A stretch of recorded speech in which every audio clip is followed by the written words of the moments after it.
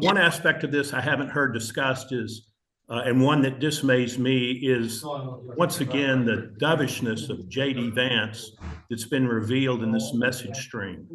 I mean, to me, the guy exhibits some of the most dovish,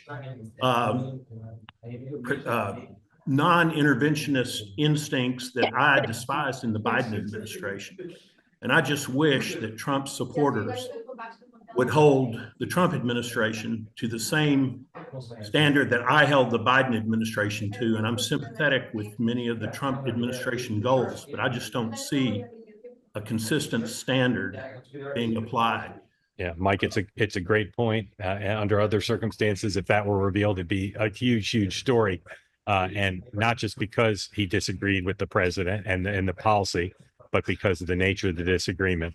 Dan, thoughts on that? Yeah, absolutely. And by the way, the Houthis shot rockets at one of our aircraft carriers this morning with a barrage of missiles. So the idea that we like maximum power and wiped them out, we haven't. It's still a problem. It's still going to be there. So we'll see what happens. But I thought J.D. Vance, his argument appeared to be the public has not been conditioned yet for this, that people don't know who the Houthis are. People are going to wonder why we're doing this. Look at Europe, and are we bailing them out again after he just gave the speech that Europe needs to clean up its own actions?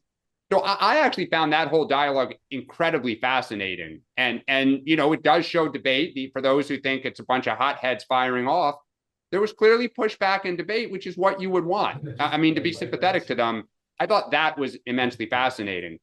Yeah, Sean.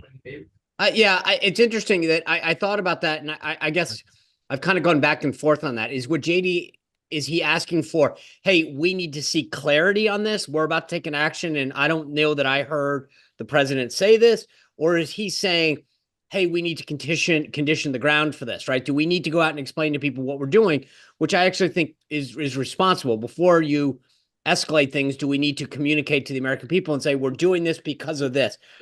So it's interesting. I sort of appreciate your take on this. I don't know that I had the same read on it initially, though.